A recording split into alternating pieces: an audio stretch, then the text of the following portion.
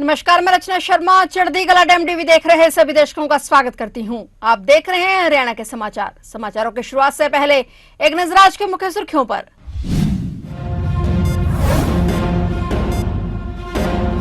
मुख्यमंत्री नायब सैनी की ताबड़तोड़ बैठकें जारी। हरियाणा विजन 2047 पर की अहम बैठक। टाउन प्लानिंग, परिवहन निकाय विभाग संग चर्चा।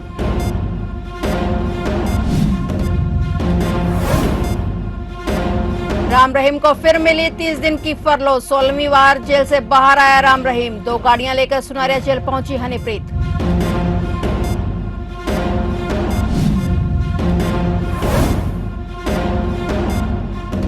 हरियाणा के एनएचएम कर्मियों का मामला। पंजाब एवं हरियाणा हाईकोर्ट का ऐतिहासिक फैसला। नियमितीकरण की बड़ी उम्मीद।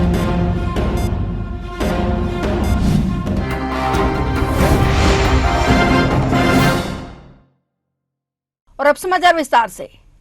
हरियाणा के मुख्यमंत्री नायब सिंह सैनी स्टेट प्रगति की समीक्षा के लिए लगातार ताबड़तोड़ बैठकें कर रहे हैं। इसी कड़ी में सीएम नायब सिंह सैनी ने हरियाणा विजन 2047 पर महत्वपूर्ण बैठक की अध्यक्षता की, जिसमें उन्होंने परिवहन विभाग के 5 वर्षीय रोड मैप की समीक्षा की। मुख्यमंत्री नायब सिंह सैनी की अध्यक्षता में बुलाई इस अहम बैठक में हरियाणा विजन 2047 के अंतर्गत परिवहन विभाग की आने वाली योजनाओं पर चर्चा हुई। परिवहन विभाग के आगामी 5 साल के रोड मैप पर बैठक में मंथन किया गया। मुख्यमंत्री नायब सिंह सैनी ने कहा कि प्रदेशवासियों को सुगम, सुरक्षित और बेहतर परिवहन सुविधाएं मुहैया कराना ही हमारा लक्ष्य है। और उन्होंने अधिकारियों को भी निर्देश दिए कि सार्वजनिक यातायात के साधनों की गुणवत्ता को और अधिक बेहतर कर आम जनता तक सुविधाएं पहुंचाना सुनिश्चित किया जाए।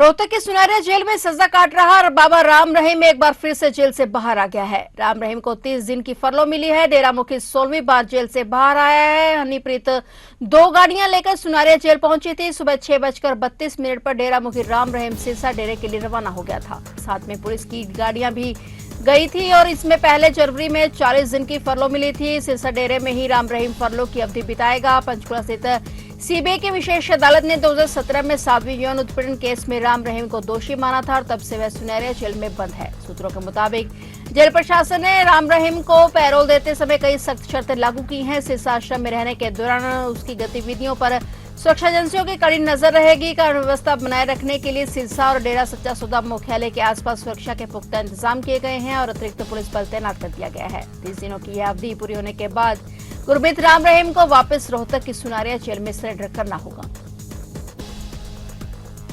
हरियाणा में राष्ट्रीय स्वास्थ्य मिशन के तहत वर्षों से संविदा आधार पर कार्यरत हजारों कर्मचारियों को बड़ी राहत देते हुए पंजाब एवं हरियाणा हाईकोर्ट ने राज्य सरकार की कार्यप्रणाली पर कड़ी टिप्पणी की है। जस्टिस संदीप मौदगिल की बेंच ने 104 से अधिक याचिकाओं पर एक साथ फैसला सुनाते हुए स्पष्ट कहा कि राज्य सरकार संविदा व्यवस्था की आड़ में कर्मचारियों का अनिश्चित काल तक शोषण नहीं कर सकती। अदालत ने माना कि लंबे समय से लगातार सेवा दे रहे कर्मचारियों का कार्य अस्थायी नहीं बल्कि स्थायी प्रकृति का है। मामले में नीरज रानी सहित विभिन्न याचिकाकर्ताओं ने मांग की थी कि उन्हें प्रारंभिक नियुक्ति की तारीख से नियमित किया जाए और सभी सेवा लाभ दिए जाएं। राज्य सरकार ने अदालत में तर्क दिया कि ये नियुक्तियां केवल योजना आधारित और अस्थायी हैं। सरकार ने यह भी कहा कि नियमित पद स्वीकृत नहीं है और अदालत नियमितीकरण का आदेश देकर नए पद सृजित नहीं कर सकती। हालांकि हाईकोर्ट ने इन दलीलों को पूरी तरह से स्वीकार नहीं किया। अदालत ने कहा कि वर्षों तक लगातार सेवा लेना ये साबित करता है कि कार्य स्थायी प्रकृति का है और कोर्ट ने कहा कि संविदा शब्द का इस्तेमाल करके कर्मचारियों को स्थायी असुरक्षा में नहीं रखा जा सकता।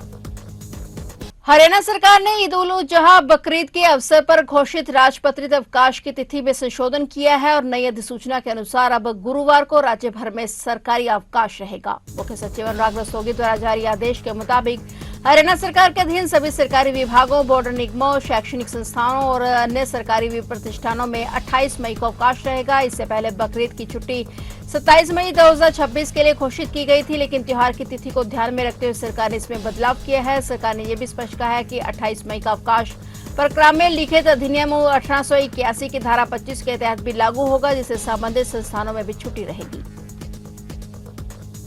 हरियाणा सरकार ने सरकारी विभागों, निगमों और सार्वजनिक उपकरणों में कार्यरत अंशकालिक कर्मचारियों के परिवारों को बड़ी राहत देते हुए अनुकंपा वित्तीय सहायता योजना का दायरा बढ़ा दिया है। अब ड्यूटी के दौरान मृत्यु होने पर अंशकालिक कर्मचारियों के आश्रित परिवारों को भी 3 लाख रुपए की एकमुश्त वित्तीय सहायता दी जाएगी। सरकार द्वारा जारी निर्देश के अनुसार पहले यह सुविधा केवल तदर्थ दैनिक वेतन भोगी और संविदा कर्मचारियों को ही मिलती थी, लेकिन अब अंशकालिक कर्मचारियों को भी योजना में शामिल कर लिया गया है। इस संबंध में सभी प्रशासनिक सचिवों, विभागाध्यक्षों, संभागीय आयुक्तों, उपायुक्तों, उपमंडल अधिकारियों, विश्वविद्यालयों तथा विभिन्न बोर्डों और निगमों को निर्देश जारी कर दिए गए हैं ताकि योजना का सख्ती से पालन सुनिश्चित किया जा सके। सरकार का कहना है कि इस निर्णय का उद्देश्य उन आर्थिक रूप से कमजोर परिवारों को सामाजिक सुरक्षा और वित्तीय सहायता देना है जिनके कमाने वाले सदस्य की अचानक मृत्यु हो जाती है।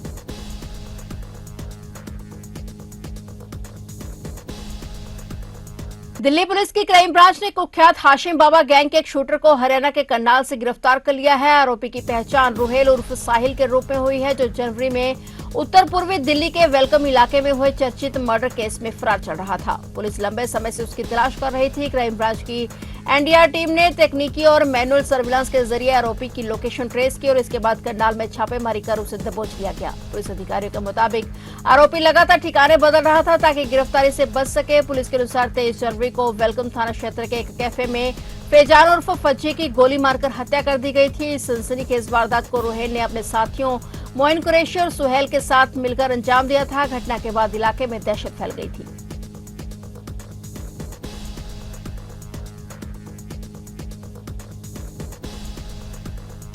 हरियाणा में भ्रष्टाचार के खिलाफ कार्रवाई करते हुए एंटी करप्शन ब्यूरो की सोनीपत टीम ने बिजली निगम के जेई को 1.5 लाख रुपए रिश्वत लेने के आरोप में गिरफ्तार कर लिया है। आरोपी जेई की पहचान सूरज के रूप में हुई है, जो एक ठेकेदार के माध्यम से रिश्वत की रकम ले रहा था। मिली जानकारी के मुताबिक गांव भटगांव निवासी रवि नामक युवक ने एंटी करप्शन ब्यूरो की शिकायत दी थी कि उसकी पोल्ट्री फार्म में बिजली कनेक्शन लगाने के बदले 1.5 लाख रुपए की रिश्वत मांगी जा रही है। और शिकायत मिलने के बाद एसीबी की टीम ने पूरे मामले की जांच शुरू की और योजनाबद्ध तरीके से कार्रवाई की गई। एसीबी सोनीपत के अधिकारियों ने बताया कि गिरफ्तार किए गए दोनों आरोपियों को अदालत में पेश किया जाएगा और मामले की गंभीरता को देखते हुए एसीबी के वरिष्ठ अधिकारी जांच में जुटे हुए हैं।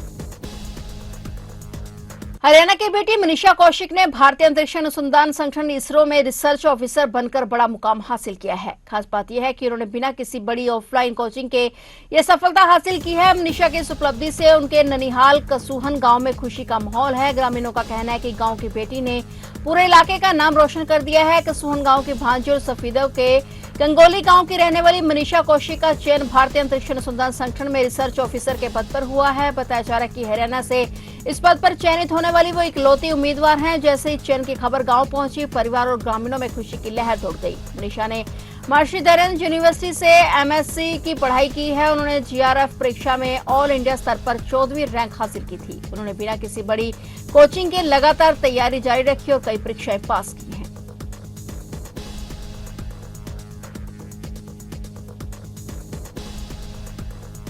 हरियाणा प्रदेश में अध्यापक बनने के लिए जरूरी हरियाणा अध्यापक पात्रता परीक्षा को लेकर हरियाणा विद्यालय शिक्षा बोर्ड ने परीक्षा की तिथियां घोषित कर दी हैं, जिसके बाद प्रदेश में शिक्षक बनने का सपना देख रहे लाखों युवाओं का इंतजार आखिरकार खत्म हो गया है। हरियाणा विद्यालय शिक्षा बोर्ड के भिवानी में स्थित मुख्यालय पर पत्रकार वार्ता में शिक्षा बोर्ड चेयरमैन डॉक्टर पवन कुमार ने बताया कि इस बार एचटेट की परीक्षा का आयोजन 13 और 14 जून को किया जाएगा और इस परीक्षा को प्रदेश भर में सुचारू और पारदर्शी तरीके से संपन्न कराने के लिए सभी तैयारियां पूरी कर ली गई हैं। अभ्यर्थियों की सुविधा और व्यवस्था को ध्यान में रखते हुए परीक्षा को 2 दिनों में 3 अलग अलग लेवल में विभाजित किया गया है। 13 जून को सायंकालीन सत्र में और 14 जून को प्रातःकालीन और सायंकालीन सत्र में लेवल 1, लेवल 2 और लेवल 3 की परीक्षाएं करवाई जाएंगी। इस बार प्रदेश भर से करीबन 2,45,000 परीक्षार्थी एचटेट परीक्षा में बैठेंगे। इतनी बड़ी संख्या में अभ्यर्थियों के लिए पूरे हरियाणा में 820 परीक्षा केंद्र स्थापित किए गए हैं। सभी केंद्रों पर सुरक्षा और नकल रोकने के कड़े इंतजाम रहेंगे।